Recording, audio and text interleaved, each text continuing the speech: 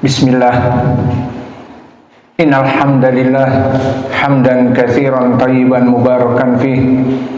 Wa asyhadu an la ilaha illallah wahdahu la syarikalah. Wa asyhadu anna Muhammadan abduhu wa rasuluh. Amma ba'd. Maka pada kesempatan hari ini, hari Ahad 7 Desember 2025 bertepatan dengan 16 Jumada al-Akhirah 1446 Hijriah. Alhamdulillah, setelah kita melaksanakan sholat duhur berjamaah, maka Allah mudahkan bagi kita untuk terus menuntut ilmu.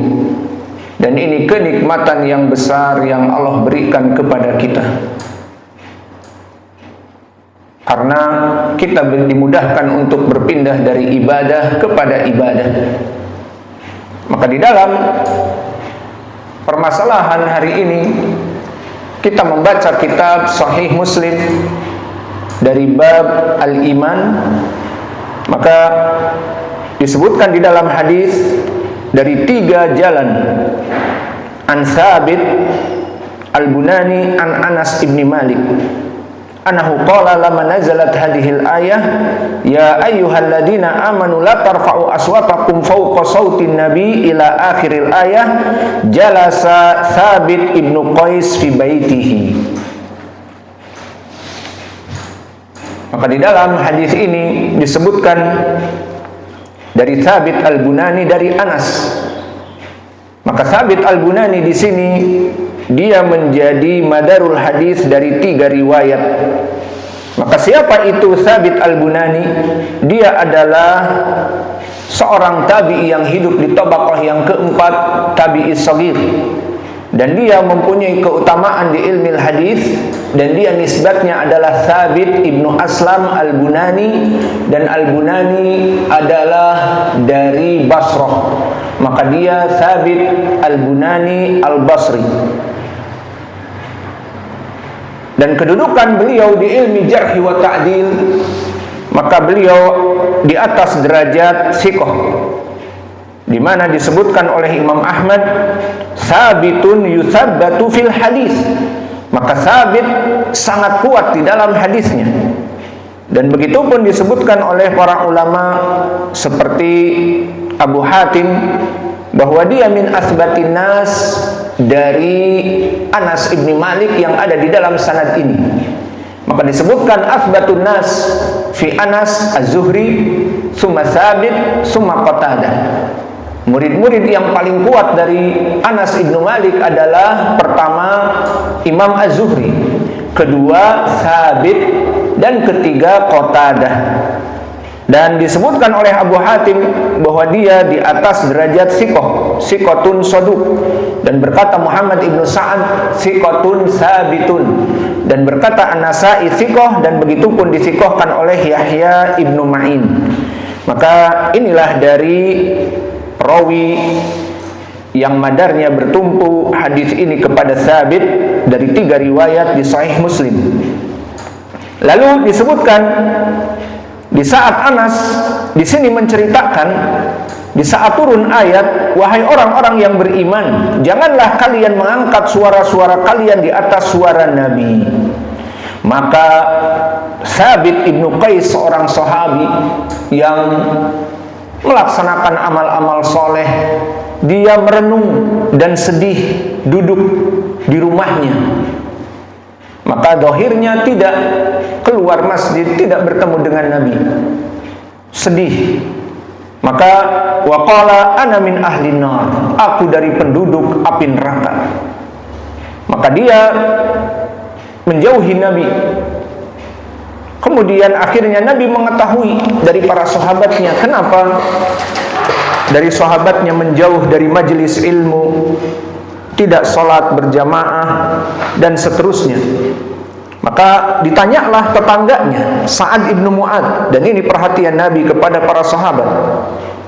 Ya Aba Amr, apa yang terjadi pada Thabit? Apakah dia mendapatkan sesuatu sakit, ataupun dia dalam keadaan ada permasalahan. Qala Sa'ad innahu lajari wa ma alimtu lahu bisyakwa.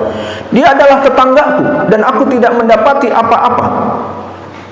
Qala fa'atahu Sa'dun fadaqarahu lahu qawlan Nabi sallallahu alaihi wa ala alihi wasallam faqala Thabit unzilat hadhil ayah wa laqad alimtum anni min arfa'ikum sautan ala Rasulillah sallallahu alaihi wa ala alihi wasallam. Maka diziarahi oleh Sa'ad ibnu Mu'adz, disampaikan bahwa Nabi menanyakan kamu, apa yang terjadi denganmu. Lihat perhatian Nabi, perhatian guru kepada murid. Maka di sini pun menjadi pendalilan bagi kita bahwa dulu Nabi Muhammad sangat perhatian kepada santri, kepada murid-muridnya, dan begitu pun kita dituntut untuk perhatian. Jika kita selesai dari sholat, mana si fulan sakit, mana si fulan panas, dan seterusnya, maka diketahui keadaannya. Maka Nabi pun disampaikan oleh Sa'ad ibnu Mu'adz menanyakan kamu, kemana kamu? Apa sebabnya kamu tidak hadir di majelis ilmu Nabi dan seterusnya?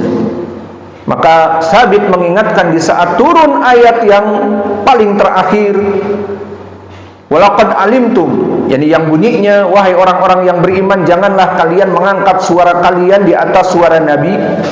Maka kalian telah mengetahui bahwa aku orang yang paling tinggi suaranya dari kalian semua. Jadi permasalahan di sini dipikirnya oleh Sabit ibnu Qais, dia orang yang paling tinggi suaranya, maka dia penghuni neraka. Karena ayat berbicara, janganlah kalian mengangkat suara kalian di atas suara Nabi. Maka dia suaranya lantang di atas suara Nabi, dilarang oleh Allah, berarti masuk api neraka, dia penghuni neraka. Seperti itu. Maka ini ketakutan para sahabat dulu di zaman Nabi Muhammad sallallahu alaihi wa ala alihi wasallam, karena Al-Qur'an turun, dipikirnya turun kepadanya. Idan qala, ujung-ujungnya, di ujungnya dia mengatakan fa'ana min ahlin nar, aku dari penghuni api neraka. Jadi dia takut dan mungkin berpikir apa faedahnya datang duduk bersama Nabi, dia orang yang paling tinggi suaranya di atas Nabi. Maka fadaqara dzalika Sa'dun lin Nabi. Maka akhirnya Sa'ad setelah duduk mengambil informasi, klarifikasi apa yang terjadi, maka Sa'ad menceritakan kepada Nabi. Maka Nabi menghibur dengan klarifikasi dari ucapan Nabi, bal huwa min ahlil jannah, bahwa ayat ini tidak membicarakan dari orang tersebut, yakni sahabi ini, bal huwa min ahlil jannah, bahkan dia dari penghuni surga, bukan seperti dia pikir dari penghuni api neraka.